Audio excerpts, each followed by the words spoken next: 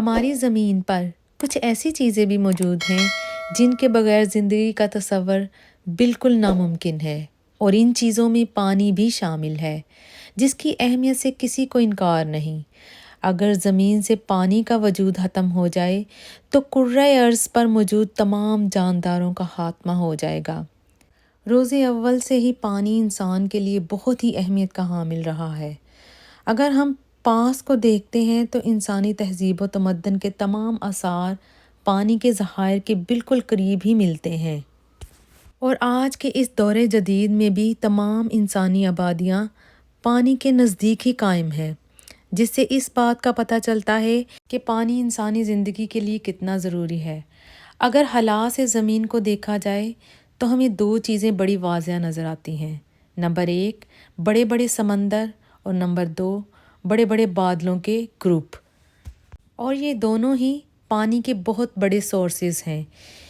ایک خاص نظام میں اسے واٹر سائیکل کہا جاتا ہے۔ یہ بادل اپنا بہت بڑا حصہ انہی سمندروں سے حاصل کرتے ہیں، اور پھر ہی یہ بادل دنیا میں بارشوں کی صورت میں برستے ہیں۔ یہ بارش اللہ کی کسی نعمت سے کم نہیں۔ اسی کی وجہ سے مردہ اور بنجر علاقوں میں بھی زندگی واپس لوٹ آتی ہے۔ یہی وجہ ہے ان بادلوں کو ابر رحمت یعنی رحمت کے بادل کہا جاتا ہے۔ اور آج کی ہماری اس ویڈیو کا موضوع گفتگو بھی بادل ہے۔ چلیے جانتے ہیں کیسے۔ آج کی اس ویڈیو میں آپ جانیں گے کہ بادل کیسے بنتے ہیں۔ السلام علیکم پیارے دوستو، تو کیسے ہیں آپ؟ سب سے پہلے ٹاپ ٹرینڈ چینل کو سبسکرائب کر لیں اور ساتھ ہی لگے بیل آئیکن کو بھی پریس کر دیں۔ جب سورج ہماری زمین پر آب و تاب سے چمکتا ہے تو یہ سطح آب کو گرما دیتا ہے، جس کی وجہ سے پانی آبی بخارات میں تبدیل ہو کر گیس کی شکل اختیار کر لیتے ہیں، جسے واٹر ویپر کا نام دیا جاتا ہے۔ یہ عمل جس میں پانی مائع سے گیس حالت میں تبدیل ہوتا ہے ایوائپوریشن کہلاتا ہے۔ یعنی ویپوریشن وہ عمل ہے جو پانی اور مائع کو گیس حالت میں تبدیل کرتا ہے۔ یہ پانی بخارات کی شکل میں اوپر اٹھنے لگتا ہے اور پھر بالآخر ایٹماسفیئر میں شامل ہو جاتا ہے۔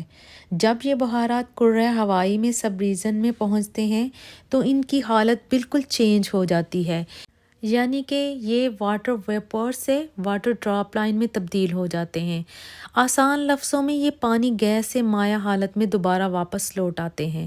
یہ عمل جس میں پانی گیس سے مائع حالت میں واپس آتا ہے کنڈنسیشن کہلاتا ہے۔ یعنی کنڈنسیشن وہ عمل ہے جس میں مادہ پانی گیس سے مائع حالت میں واپس لوٹتا ہے، جس سے ٹمپریچر کنڈنسیشن کا عمل رونما ہوتا ہے۔ وہ ٹمپریچر ڈیو پوائنٹ کہلاتا ہے۔ یہ ڈراپلیٹس اکٹھے ہو کر بادل بناتے ہیں۔ اسی پوائنٹ پر ڈراپلیٹس آپس میں ملتے جلتے رہتے ہیں، حتیٰ کہ یہ ایٹماسفیئر میں موجود ٹائنی ڈسٹ پارٹیکل سے بھی انٹریکٹ کر لیتے ہیں، جس کے نتیجے میں ان کا وزن اتنا بڑھ جاتا ہے کہ ان کے لیے ہوا میں یہ بادل بنائے رکھنا ناممکن ہو جاتا ہے۔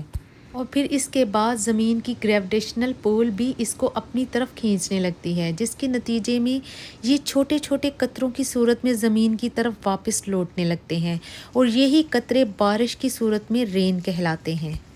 یہ بادلوں کا تشکیل پانا، بارشوں کا برسنا ہمارے اس ویدر سسٹم کا حصہ ہے، جسے واٹر سائیکل کہا جاتا ہے۔ اس واٹر سائیکل کے ذریعے اللہ رب العزت دنیا بھر میں پانی کی یکساں تقسیم کر دیتا ہے۔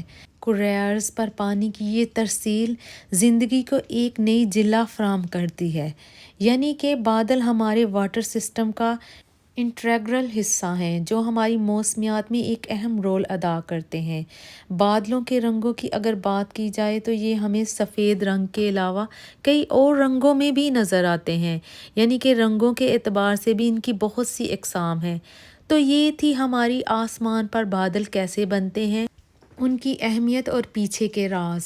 مجھے امید ہے کہ آپ کو میری یہ ویڈیو ضرور پسند آئے گی، تو کامنٹ سیکشن میں لائک کا اظہار ضرور کیجیے۔ تو ملتے ہیں ایک اور نئی معلوماتی ویڈیو کے ساتھ، تب تک کے لیے اللہ حافظ۔